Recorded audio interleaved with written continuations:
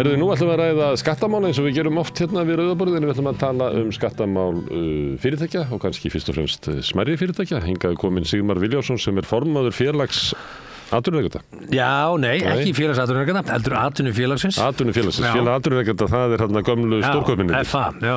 Það sem að Óli Stef er framkvæmdastjóri. Já. En ykkar heitir atvinnufélagið. Atvinnufélagið, já. Það var stofnað, vegna þess að SA sjónar illa hagsmunum smærri og meðalstóra fyrirtækja. Má segja það? Já, það má segja það. Að þetta var eiginlega þannig að ég held að ofta fólk átti sig ekki alveg á því að atvinnulífið er alveg margskipt, sko. Og SA hefur gerst bara ítrekkað uppvíst af því að geta ekki alveg beitt sér. Ég segi geta ekki af því að það er mjög gott fólk í SA og þetta er mjög öflugt félag. En reglur félagsins eru bara með þeim hætti að þeir sem borga mest inn fá flest atkvæði. Það er að segja að þú fara atkvæði fyrir hverja krónu. Hver króna eitt atkvæði og þar lendir ræður sá ríkasti mestu. Já, og ef við horfum bara á sögu SA, ef við byrjum með það sem inngang að 1999 þá var SA stofnað þeirri mynd sem við þekkjum. Og ef við horfum á fyrirtækja umhverfið 1999 þá er mjög gaman að sjá að Fjarðarkaup með sína einu verslun er stærri en Marel. Þú veist, þú ert með Sövi 17 fataverslunum, hún er á topp 100 við stærstu fyrirtæki landsins. Og það voru svona fleiri fyrirtæki og það var engin svona yfir annan hafin í stærð nema þetta útgerðirnar og bankarnir.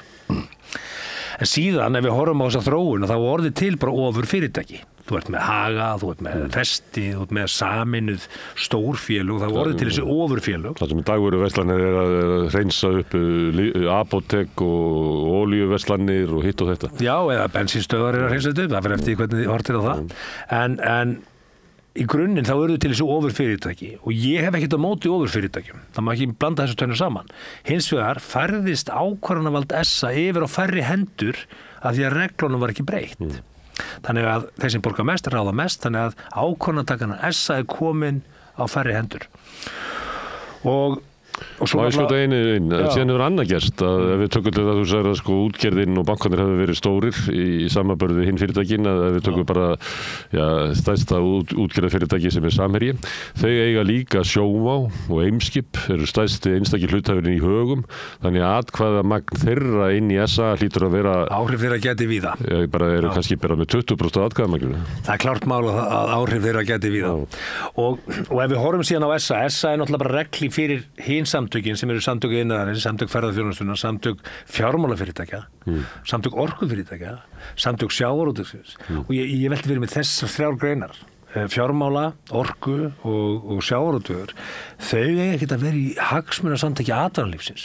Þetta er allt viðsemjendur atvinnulífsins og útflutningsgreinar. Sjávarútvegur er ekkert háður kaupmætti launa á Íslandi. Það er bara ekki. Viðskiptavinir þeir eru erlendir kaupendur. Orkufyrirtækin er að selja okkur orku. Af hverju eru þeir með okkur í partíi? Þannig að mér finnst samtök atvinnulífsins hafa orðið einhvern veginn eitthvað sem að þjónar ekki hagsmunum atvinnulífsins. Þú vilt hafa bara sérfélag fyrir lítil og meðalstór, klárlega, því að það er líka alveg grundvallar munur á litlum og meðalstórum fyrirtækjum og stórfyrirtækjum. Hver er hann? Eins og núna bara skattar, lög, gjöld, aðgangur af fjármagni. Það er alls konar hlutir sem eru skakkir. Af því ég held raunverulega ef þú stofnar eitthvað fyrirtæki og þú vilt framgang þess sem mestan, þið langar til að ganga vel, þú vilt geta stækkað. Hvernig getur fyrirtæki stækkað í íslensku umhverfi í dag? Það er bara mjög, mjög erfitt. Og þú eiginlega gerir það ekki nema með aðkomu einhverja af stóru fyrirtækjunum, nema með einum eða óbeinum hætti. Útskýrðu það fyrir mig? Já, ég meina bara þáttaka margra af þeim sem eru eigendur stórustu fyrirtækjana gætir víða. Þeir eru víða í samfélaginu. Þeir eru stórir í fjárfestingarsjóðum, þeir eru stórir í verkefnum sem að þarf oft til í að koma fyrirtækjum á legg hreinlega. Þannig að þeir geta svolítið, ég er ekki að segja algjörlega, en þeir geta með einhverjum hætti stjórna framgangi lítilla fyrirtækja. Þegar það verður til stór góð hugmynd hérna í litli fyrirtæki, að þá auðvelt að passa það að þessi góða hugmynd veiti ekki hinum fyrirtækjum sem eru fyrir samkeppni. Alvarlega samkeppni. Þannig að stóra fyrirtæki geti keypt það upp, annaðhvort felta inn í sinn rekstur eða bara lagt það niður. Já, þannig að leikvöllurinn er ekki alveg skýr og auðvitað er þetta ákveðnuleiti háð markaðslögmáli, en þar sem að við ráðum för, eins og í ríkinu og hinu opinbera kerfi, þar þarf bara að taka virkilega til. Og ég bent á það til að mynda að verðskrá hins opinbera, hún er ekki tengd veltu, hún er bara verðskrá. Það að fá heimsókn frá heilbrigðiseftirliti, það er bara ákveðið verð, hvort sem þú ert með matvagn eða ert með stóra frystigeymslur á kajanum, sko. Þannig að... Er það virkilega þannig að það sé jafn dýrt fyrir þig sem ert kannski að reka hamborgarastagð og Brím? Að heimsóknin sé jafn dýr? Ég gerir ráð fyrir því að heimsóknin á Brím sé umfangsmeiri en einingagjaldið og bara heimsóknin kostar það sama. En þetta er svo sem ekki endilega stóra máli. Stóra máli er til að mynda skýrslan sem við vorum að klára núna og það byrja með að kosningarnar hafa orðið svona fljótt því að við náum ekki alveg röddinni inn í þessa kosningabaratu. Þetta er risastórt efnahagslegt mál. Það er þessi umræðund að blessa tryggingagjald. Tryggingagjaldið er í dag 3. stærsti tekjuliður ríkisins. Hann er 150 milljarðar samkvæmt nýjasta fjárlagafrumvarpi. Í 4. sæti eru skattar á lögaðila 140 milljarðar. Saman er tekjuskattur fyrirtækja. Já, saman er þetta tæpir 300 milljarðar. Og ef þú setur þetta saman, að þá sérðu að skattar fyrirtæki og gjöld eru hærri en einstaklingsskattar í landinu, sem eru í dag í öðru sæti eins og sem skipt upp núna. Það er ekki bara fínt. Það er alltaf lagi, en ræðum þá aðeins tryggingagjaldið. Tryggingagjaldið er í rauninni gjald sem leggst á fyrirtæki sem ræður starfsmann í vinnu. Ef að ég ræð þig í vinnu þá þarf ég að borga þennan skatt, þetta gjald. Ef ég segi þér upp þá losna ég undan þessu gjaldi. Þannig að ég vildi taka saman og ég vildi taka saman hagfræðileg gögn það hvernig þróun þessa gjalds hefur átt sér stað frá 1997. Gjaldið er frá 91 en við tókum 97 því að það er svona mesti núllpunkturinn þar. Það er ekki alveg frá 91 vegna þess að það var gamli launaskatturinn var stofnin að þessu. Já, þannig að 97 var svona... Hann kemur stundum til umræðu hérna þegar við talum húsnæðismál, að hann var lagður 1965 til þess að útrýma húsnæðiskreppunni. 1% launaskattur sem að í dag væri líka 22-23 milljarðar sem að fólk 65 ákvað að leggja til þess að vera hægt að byggja breiðoltið og verkamannabústaðakerfið og okkur vera. Já. Þannig að inn í tryggingagjaldið duttu gamli launaskatturinn. Já, nú þekki ég þess að sögu ekki eins vel og þú í þessu. En í dag vitum við hvað tryggingagjaldið er.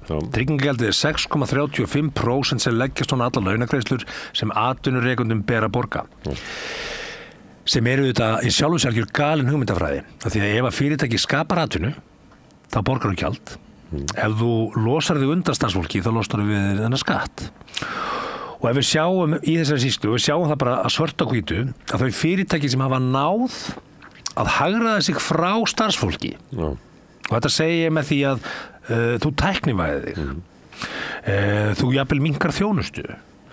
Ef þú getur það. Og það getur oftast fyrirtækin sem eru í fákeppni gert. Við þekkjum það bara við eiga samskipti við tryggingafélög og banka og meira minna að tala við ykkur af vélar. Já, að þau hafa náð að koma sér undan ekki bara launakostnaðinum heldur líka þessum skatti til ríkisins. Þannig að ég vildi skoða hvað eru þessar greinar og þessi fyrirtæki að skila hlutfallslega að veltu til ríkisins frá 97 til dagsins í dag.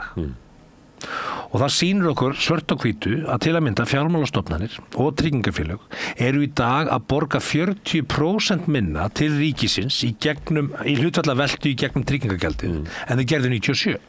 Af því að þau fækkar svo mikið starfsfólki? Já, lokað útibú. Við fórum hérna í bankan í gamla dag og hittum gjaldkeran og fórum svo að ræddu við þjónustufulltrúa. Þú gerir það ekki í dag. Það sem maður sem að fór á Vís, hann sagði að maður er geymdur í búri hérna í Anderinu, svo hann var sóttur. Þekki það ekki.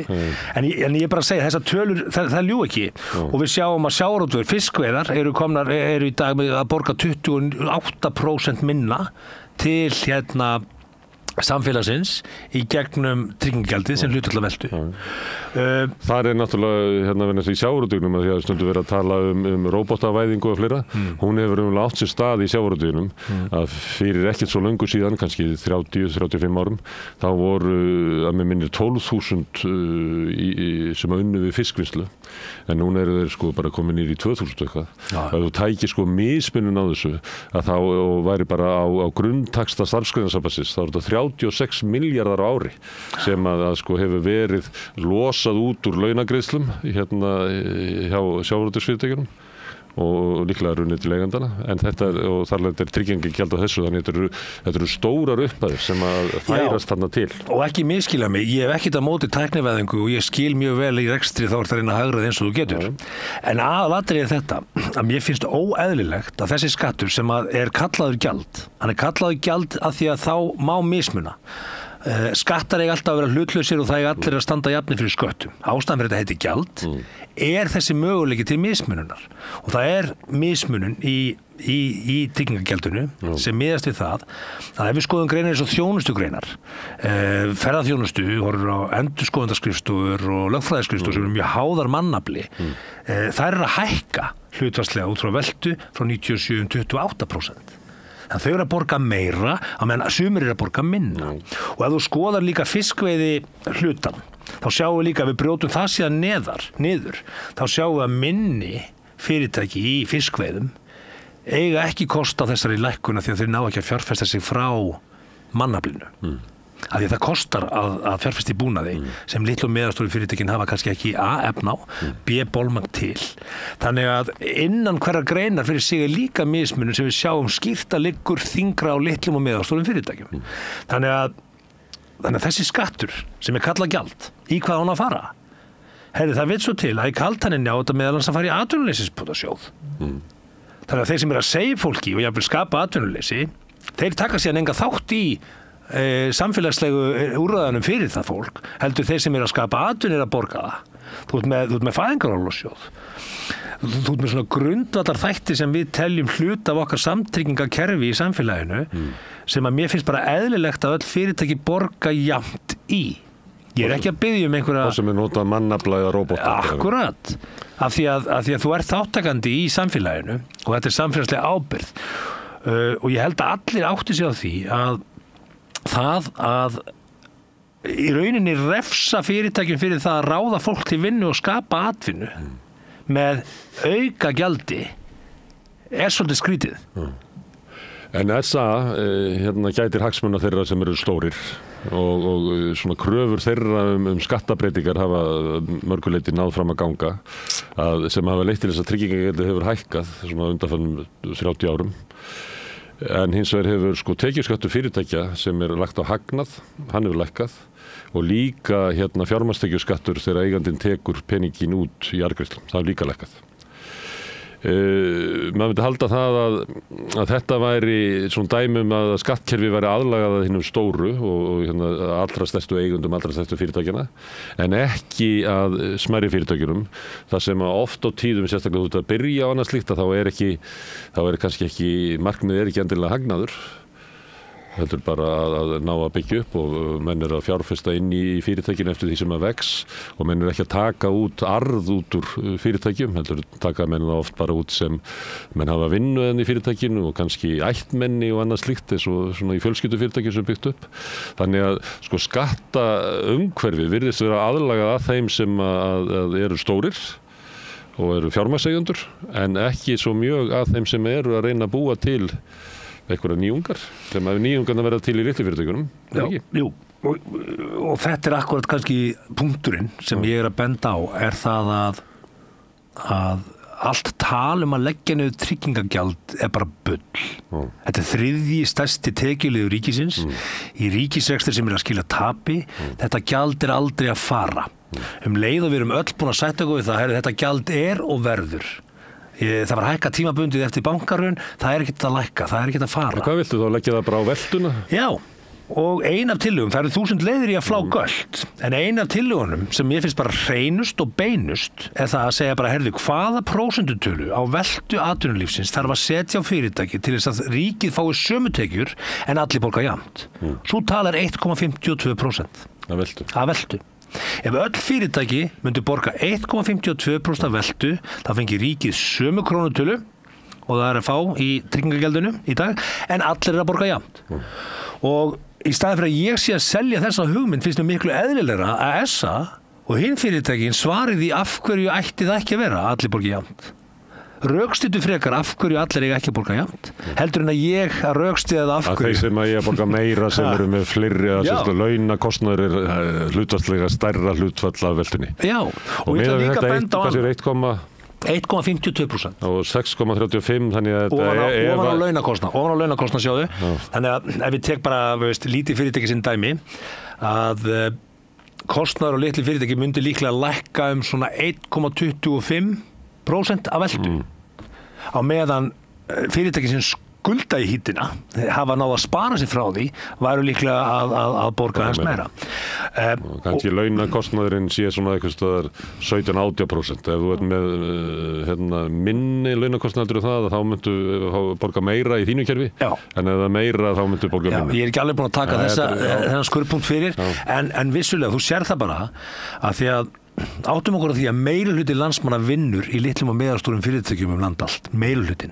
Þegar við erum að klára hér kjarasamninga og þetta hef ég nú gagnrýnt að þegar kjarasamningar eru gerðir á milli SA og til að mynda Eflingar af hverju er okkar rödd ekki tekin inn í myndina sem er með flesta starfsfólkið og við getum haldið áfram að tala um stöðu lítið og meðalstóru fyrirtækja eru þið með samningsrétt? Já, samningsréttur er bara mjög einfalt mál ef Efling myndi segja atvinnufélag komið að borðinu þá eru við komið með samningsrétt. Þetta er ekki flóknar en það. Við erum búin að biðja fundi, biðjum að vera heyrð. Ég talaði fyrir því þegar síðustu kjarasamningar sem allir eru rosalega ánægðir með. Ég ætla að fá að vera bara leiðilegur og segja að þetta er ekki góðu samningar, sko. Nei, það er ekki allir ánægðir með það, sko. Nei, en þetta er ekki góðu samningar. Það sem er gott í þeim með fyrirsjáleiki til 4 ára. En þetta er fílusprengja fyrir lítil og meðalstór fyrirtæki og atvinnulífið í heild. Það er líka að sömuleyti hefur ríkisstjórnin brugðist við að halda hér upp einhverjum svona, hvað heitir það, verðstöðuleika. Þannig að þær hækkanir sem komu þarna inn ná ekki að bæta fólki upp kjararýrnuna sem að borga og vextir. Enda hef ég alltaf sagt þetta er þríliða umræða en ekki tvíliða. Ríkið er alltaf þáttakandi í þessar umræðu. Fyrir hvern 1000 kall sem þú hækkar laun, þeir fá 40 eitthvað prósent, sko. Og það var nú svolítið magnað að sjá Bjarna Ben koma 2 mánuðum eftir að kjarasamningar voru kláraðar og sagði að rekstur ríkisins gengi betur en menn áttu von á. Það getur skrítið, það komið 20 auka milljarðar í kassan bara við launahækkunina í formi tekjuskatt, sko. En ég sagði þarna er þetta að mæta kaupmættinum, af því við erum alltaf að tala um kaupmátt en ekki krónutölu. Tryggingagjaldsmálið, og ég bent á það líka áður en kjarasamningar voru undirritað, ég skrifaði greinar um það, lögum tryggingagjaldið, þá er pláss hjá litlum og meðalstórum fyrirtækjum í að taka á sig launahækkunina án þess að varpinu út verðlagið. Þetta eru 6,32% ofan á laun. Og menn verður átt að segja á því að ef þú hækkar 1000 kall hérna, launin, 6,2% ofan á það er það sem fyrirtæki þarf að borga. Þetta snýst ekki bara að brúa launahækkun launamannsins, heldur líka opinberu gjöldin sem er þessu auka 6,32%. Það er 25%. Þá spyr ykkur býtu en þeir sem að fá veltuskattinn, hafa þeir efna á að borga hann? Hafa þeir efna á hann? Ég meina, hvernig eiga fyrirtækin í landinu sem er í dag að borga þetta efna á því? Sem er að borga tryggingagjaldið? Ég er að spyrja. Ég segi bara já. Bankandi velta mjög miklu. Þú ætlar að taka 1,eitthvað% af þeim. Hafa þau peninga til þess að borga það? Þau verður bara að finna út úr því. Þau þurfa bara að sína færni sín í rekstri eins og við litlu og meðalstóru fyrirtækin sínum færni okkar í rekstri með því að raunverulega bera 6,35% auka skatta ofan á laun. Það var eins og til svona veltuskattur á fyrirtæki sem heit aðstöðugjald sem rann til sveitarfélagana. En það var aflagt held ég bara fyrir 35 árum. Já, engum útsvar.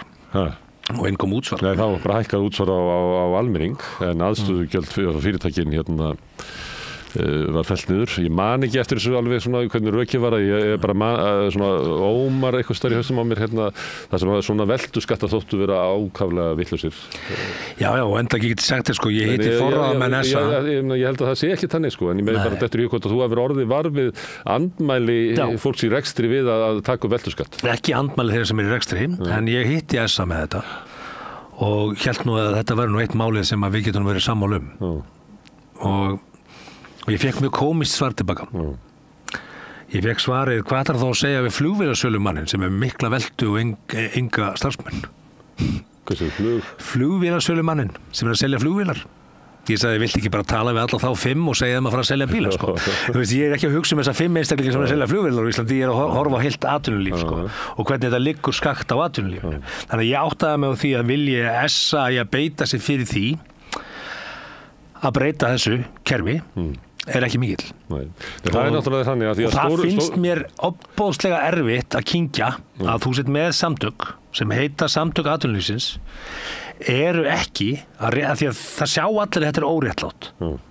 Ég meina það hljóta allir að sjá það að það er óréttlátt og sum fyrirtæki borga þennan skatt sem á að renna í atvinnulífssjóð, sjúkratryggingar og fleira af því að við erum með fólk í vinnu, við erum að skapa atvinnu. En þau sem koma sér undan fólki með fjárfestingu eða hagræðingu eða minnkandi þjónustu að þau taka bara ekki þátt í þessu samskoti. Nei, það ætti að vera samskona breyting og á sér stað bara í umferðinni að þegar það var tekið af bensíngjaldinu síðan svona margir komnir yfir á rafmagnsbíla þá verður bara að breyta sko kerfinu og fara að rukka vegagjaldi með öðrum hætti eða til þess að reka vegina. Og það sem að sér koma frá viðskiptaráði, sér koma frá SA og notabenni ég hef ekkert að móti hvorum þessum stofnunum en í þessu máli þeir eru ekki sammála þá segja þeir að það er að leggja þetta niður tryggingar. Það komið koma með svona eitthvað slagorð eins og það sé að vinna í þessu máli.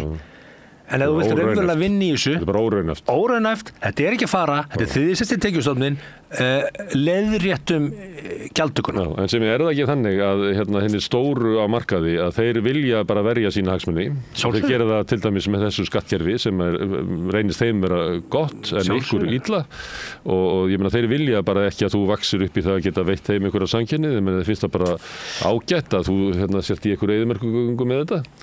Það er bara þannig. Ég veit ekki hvort þeim gangi eitthvað illt til með þessu en ég veit að þeir myndu vilja koma sér undan að borgans auðvitað eru allir að reyna að borgans lítuðu mögulega geta og reyna að komast af. Það er bara eðli þess. Það er bara snýðið svo við.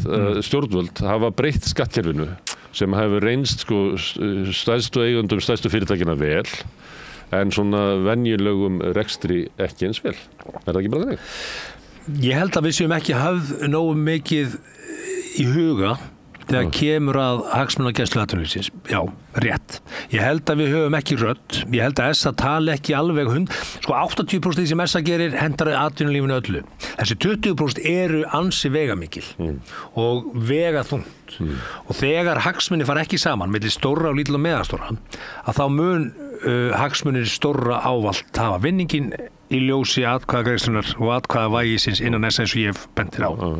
Þannig að, já En ef stjórnvöld er ekki með tengsl við fólk sem er í svona venjulegum rekstri að það er sko góðsögn sjálfstæðisflokksins er það að valhöld sé bara full af þessu fólki. Já, og þeir eru við liðin á sjálfum sér. Línunar lagðar eiginlega frá svona fólki, bara píparanum og konunni sem er að reka litla búð í miðbænum og þetta sé bara saltjarðar og stefnaflokksins sé mótuð þarna og þess vegna þurfum við aðhafna. Þeir eru búin að vera við liðin á sjálfum sér lengi og enda sjáum við það Já, þeir hafa ekki verið að fylgja stefnu Sjálfstæðisflokksins sem ég gekk til liðs við þegar ég var ungur stórhuga pælingar maður sko. Þetta er alltaf stefna sem verið að reka í dag en það sjáum við það á fylgi flokksins. Heldur það sé hluti á ástæðunum fyrir að fylgis hrapi? Klárlega. Og hvert fyrir þetta fólk þá? Í miðflokkin? Viðreisn, miðflokkin, jafnvel Samfylkingu. Sko það er bara staðan. Það er búið að vera að reka ákveðna kauphallar stefnu skulum við segja. Það snýst allt kauphöllina, snýst allt lífeyrissjóðina, fjárfestingarsjóðina, einhvern veginn peningamaskinu. Fjármálavæðingu atvinnulífsins. Já. Og ef við ræðum lífeyrissjóðina og sjóði lífeyrissjóðana, hvaðan koma þeir? Í 73% tilfella er þetta starfsmenn lítill og meðalstóra fyrirtækja sem er borg í lífeyrissjóði. Þeir eru notað til þess að fjárfesta í stórfyrirtækjum. Og þeir eru með sína stefnan er mjög skýr, það er bara ávöxtunarkrafa á lífeyrissjóðunum, en þeir hafa komið sér upp stefnu að þeir taki bara áhættu minni fjárfestingar. Og hvað er áhættu minni fjárfesting? Er það að fjárfesta í Play? Er það að fjárfesta í Vower? Er það að fjárfesta í Silicon? United Silicon? Hvað er áhættu sem fjárfesting? Og þetta segi ég að þetta er atvinnulíf lítill og meðalstóra fyrirtækja að skapa atvinnu og iðgjöld starfsmanna þessara fyrirtækja greiði lífeyrissjóðina sem fara síðan að fjárfesta þvers og kruss í félögum inn í Kauphöll. Fyrst og fremst stærri fyrirtækjum. Fyrst og fremst stærri fyrirtækjum. Og hver skipar í stjórnin lífeyrissjóða? Og eru oft svona silent partners með einhverjum, við nefndum hann að Haga og fleira, ég held að lífeyrissjóðinir eigi 75% í hugum. Hver skipar í stjórnin lífeyrissjóðina sem ákveða fjárfestingarstefnu? SA. Sem er helmingin. Já. Og eiginlega með neitunnar vald á öllu sem er gert. Þar með vitum við hvernig það virkar. Þannig við erum komið með eitthvað svona gums, fjármálaveddan. Góða samsæriskenningu fyrir þig. Nei, þú veist, það svona er bara og sem að sumuleyti er bara sjálfsnærandi. En þú ert að segja að uppbygging atvinnulífs á sér stað í litlum fyrirtækjum. Litlum og meðalstórum fyrirtækjum, við landa allt. Bara manni eins og þér eða mér sem að vill ekki vinna hjá einhverjum öðrum og fer bara og býr eitthvað til. Já. En það er engin fókus á því að ýta undir þann lággróður. Nei. Og það hefur ekki verið hugað að því og þess vegna fór ég af stað í að stofna þetta sem að ég sé náttúrulega eftir því ég sitt upp með verkefnið og hef engan tími í þetta. Málið það, atvinnurekendur lítill og meðalstóra fyrirtækja, þeir eru allan daginn á gólfinu.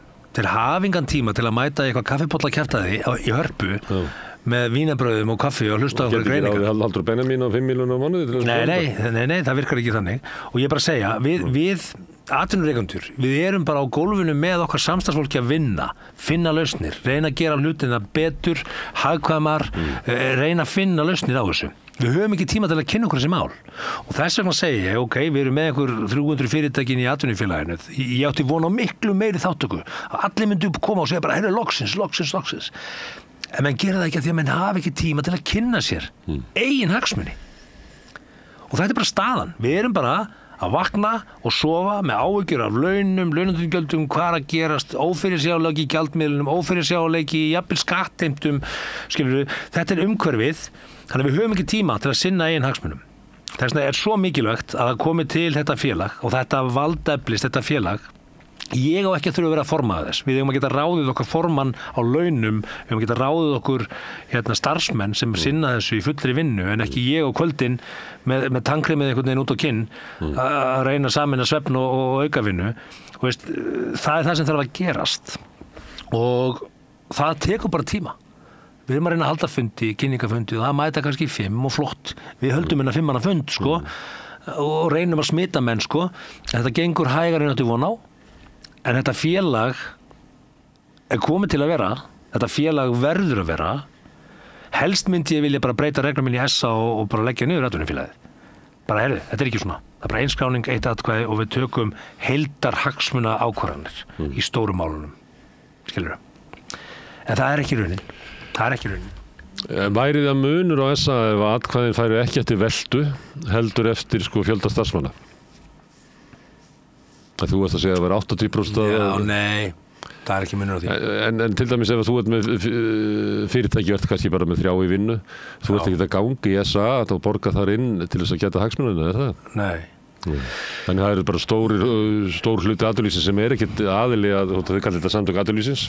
Já, ef þú ert hvergi aðili, þá berðir að fylgja kjarasamningum SA. Þannig þú þarft, hvort sem er, þannig að þú þarft ekki að vera í þessu félagi. Nei, og þeir vilja heldur ekki tafa alla. Nei, þeir þurfa þess ekki. Þetta eru gríðarlega stöndug félag. Þetta eru efnuðustu og sterkustu hagsmunafélag á landinu, það er SA og sérstaklega samtök iðnaðarins og við sjáum, ef við skoðum iðnað í hagskýrslunni minni, þá er iðnaðurinn að borga töluvert minna núna til ríkisins í formi tryggingagjalds út frá veltu heldur en það gerði 97. Þannig að öll stærstu félögin undir SA, iðnaður, fjármálastofnanir, orkufyrirtæki, sjávarútvegur, eru að skila minna til ríkisins í gegnum tryggingagjaldið en þeir gerðu 97 og þar að leiðandi veistu bara að SA mun aldrei beita sig fyrir því að leggja niður tryggingagjald og taka 1,52% og allir borga En nú vilt þú halda þig fram að það sem SA segir og SA lætur eins og sem tala fyrir hönd atvinnulífsins, hvað sem það að þér finnst það í mörgum tilfellum, 20% tilfella, að það sé ekki hagsmunir allra sem í atvinnulífinu. Já. Og þú nú gamall fjölmiðlamaður og þú hefur farið svona hér og þar til þess að tala þínu máli og máli smáfyrirtækja. Finnst þér að þér hafi tekist einhvern veginn að koma því á framfæri að það sem að SA segir er ekki endilega í takt við hagsmuni alls atvinnulífsins? Já, en ég þarf að rópa það á torgum víða. Þú veist, eins og ég sagði áðan, ég meina atvinnurekendur eru bara í fullu fangi með sitt og þeir hafa ekki þennan tíma til þess að raunverulega leggjast yfir og kynna sér þetta sko. Því miður, en ég segi það tímum... Við þurfum að gera það vegna þess að eru í gangi svona ákveðna breytingar á skattaumhverfi sem að þjóna fyrst og fremst allra stærstu fyrirtækjunum. Já, og ég segi líka því hún nefndi fjölmiðla, sko, ég vil líka alveg segja það og að verkalýðshreyfingin hún þarf líka að kveikja á því hvað er að gerast hérna. Það að neita mönnum að ræða kjaramál, það að neita öðrum hagsmunasamtökum sæti við borðið og vilja bara semja við SA, það er líka að viðhalda þessu kerfi. Það er að viðhalda þessu kerfi og leið og menn sjá það að bara við tökum tryggingagjaldið og getum hér lækka launakostnað fyrirtækja 6,35% og tekið veltutengda gjaldið, að þá er svigrúm til launahækkana hjá þeim fyrirtækjum sem eru atvinnuskapandi. Þá þarf þetta að láta SA samþykkja. Tekur eftir, sem eru atvinnuskapandi. Þá þarf þetta að láta SA samþykkja það. En Efling getur komið hérna og gert kjarasamninga við atvinnufélagið út frá umhverfinu sem við búum í þið. Af því að við verum átt okkur á því að þeir sem eru atvinnuskapandi, þeir eru í samkeppni mannafl og hæfileika. Raunheimar atvinnulífs eru þeir að ég er ekkert að fylgja kjarasamningu til að halda í góðu fólki mitt. Ég þarf að borga þeim meira en það sem kjarasamningar segja ef ég ætla að halda þeim, því það er samkeppni fólkið í atvinnuskapandi greinum. En það sem ég er að benda á er það að þeir sem fara með, og þessi hagfræðiskýrsla sýnir það, hvað menn hafa komið sér undan í rauninni launagreiðslum og undan atvinnusköpun með þessu sparnari og skattgreiðslum við sama tíma, þeir ráða för og Efling verður alltaf að semja við þá. Við verðum, ég held nefnilega að verkalýðshreyfingin og lítil og meðalstór fyrirtæki séu miklu nær sínum hagsmunamálum heldur en nokkuð tíma þessa. Af því að ég vil beina spjótum mínum að hennu opinbera og segja, hið opinbera þarf að laga gjaldumhverfi, skattaumhverfi gagnvart litlum og meðalstórum fyrirtækjum.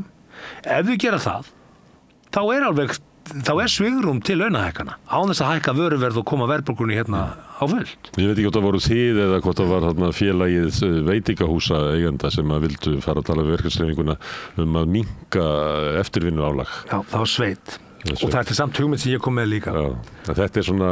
Ég skal segja sem fara fyrir því mjög góð rök fyrir þessu. Já, en ég bara minnst það samt svolítið skiljanlegt að verkalýðshreyfingin nenni ekki, þú veist, að byrja þá verður það líka bara að rauntengja sig, Við verðum að rauntengja okkur, Verkalýðshreyfingin verður líka að fara að hugsa í hvaða umhverfi erum við í dag. Við erum í umhverfi í dag sem stærsta matvöruverslun heimi á ekki eina fermetri af matvöruverslun, Stærsta símafyrirtæki heimi á ekki eina símstöð. Stærsta verslun í heimi rekur ekki eina verslunarmiðstöð, Þú veist, þetta er allt komið, við erum komin á ákveðin stað og mér finnst að verkalýðshreyfingi þurfi líka aðeins að koma sér inn í 21. öldina, Við erum hérna með eina stærstu grein Íslands sem er ferðaþjónusta. Hún er unnin allan sólarhringinn, hún er ekki bara unnin frá 8 til 5. Það eru margir sem að starfa í þeirri grein sem eru í hlutastarfi, jafnvel með námi. Þú ert líka með suma sem vilja velja annan vinnutíminn 8 til 5. Það að ákveða það að eftir klukkan 6 á kvöldin er komin 33% álag og það að helgar ferði 45% meira fyrir vinnustundina þeirra halda kvildadaginn allt of hátt stökk. Finnst mér það? Nú ætlum ég bara að nefna við því. Einstæð móðir sem á ekki kosta á að vinna einstæð móðir sem á ekki kosta á því að vinna á kvöldin og ekki kosta á því að vinna helgar. Á hún að vinna 45% meira heldur en úlingur sem í háskólanámi og getur bara unnið á kvöldinu og helgar. Nei, við eigum að bæta kjör hennar þannig að hún hafi öruggt húsnæði og fólk geti lifað á dagvinnulaunum sínum. Ég er með betri leið. Ég talaði fyrir því og var skammaður hérna fyrir það frá vinstri armi stjórnmálanna. Ég sagði, heyrðu, þegar við ræðum núna launahækkanir, hækkum dagtaxtana á þess að hækka og minnkum þetta bil. 33% munur á þinni klukkustund fyrir og eftir 6.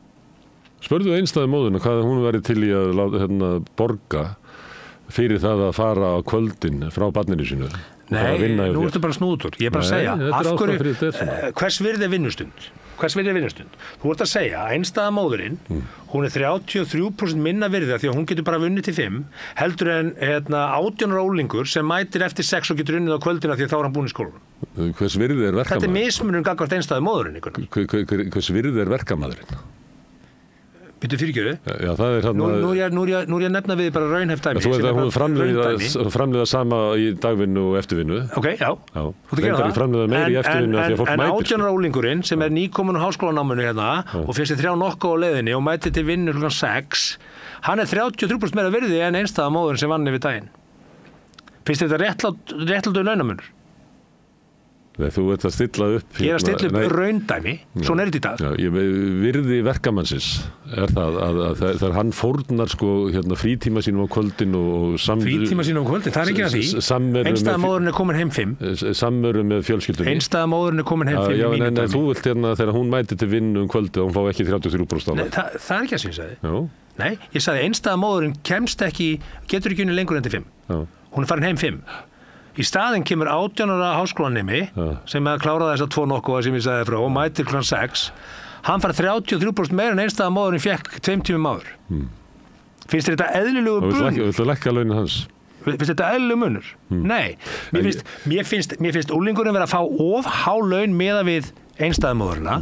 Mín tillaga var að hækka dagvinnutaxtann á einstæða móðurina og segja að álagið verði ekki lengur 33, það verður í hlutfalli við hækkurinn á dagvinnutaxtanum. Þannig að það verður kannski 26. En verkalýðshreyfingin hefur ekki viljað ræða þetta. Og maður benda þér á í öllum löndum, Svíþjóð, Noregur, Danmörk, lönd sem við viljum kenna okkur við, sem eru með góða sömu skandinavísku samtryggingakerfin, það er ekkert land með þennan mikla mun. Ekkert land. Og þegar þú ert komið með stærstu grein á Íslandi sem að þungin liggur á kvöld og helgum, það skiptir okkur máli að við stöndum vörðum þessi verðmæti sem við eigum núna í ferðaþjónustu sem við áttum ekki hérna fyrir 20 árum síðan. Við þurfum að fara vel með þetta, við getum ekki prísað okkur út eins og við virðumst vera að gera núna. Við erum að sjá hérna að það eru önnur lönd að Noregur er alltaf físilegi kosti til norðurljósa heldur en Ísland, að við erum bara að prísa okkur út. Hluti af því er launakostnaður og það verður að horfast í augu við það. Þannig að við verðum að koma okkur inn í 21. öldin og segja, heyrðu, ok, hvernig getum við gert þetta aðeins skilvirkara og réttlátara?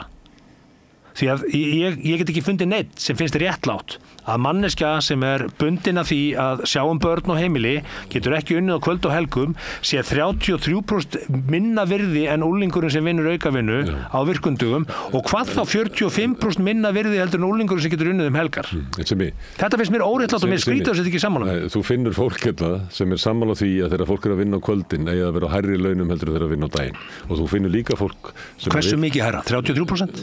33 og 45% helgar. Finnst þetta normal munur? Finnst þetta normal munur? Já, ég ger engar athugasemdir við þetta.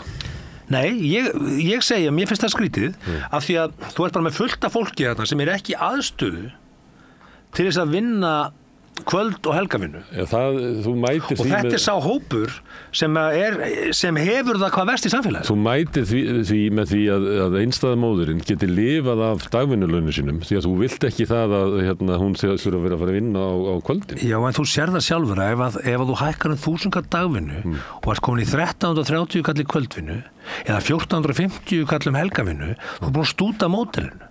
Hvað módelið? Bara ferðaþjónustu módelinu, þar sem að allir þungin á þjónustu og þörf liggur í kvöld og helgar. Já. Þú verður að mæta þessu sjónarmið aðeins og þú lítur að sjá að við viljum bæta kost þeirra sem minnst erfiðast hafa. Við erum ekki einhvern veginn fætt hérna til þess að fara að þjóna túristum á kvöld og helgar. Fætt til þess? Hvað meinar þau? Þau með alveg koma hingað. Við fætt til þess að fara og veiða fisk. Nei, þau með bara koma hingað. Við fætt til þess að mjólka belju. Ég meina það verður ekki fætt til nokkuð skapaða hlut. Við finnum okkur farveg. Aðlaga okkur að því til þess að þau hafi. Ekki viltu loka ferðaþjónustunni í Íslandi? Þú vilt ekki loka ferðaþjónustunni í Íslandi? Það er ekki þörf til þess að nóga túristum minna. Herðu, sem ég kom fekk því til að tala skattamál smáfyrirtækja, það var mjög gaman og gaman að taka þennan auka hala í lókin. Þetta hangir allt saman sko, þetta hangir allt saman. Þannig ég óskaði bara góð skengis í þinni bara. Já, takk. Takk hérlega. Og við ætlum að ræðum eitthvað allt annað mál hér við Rauðaborðið eftir augnablik. Það er komin tími á sterkari samstöðu. Hinn eina sanna breyting er sósíalismi.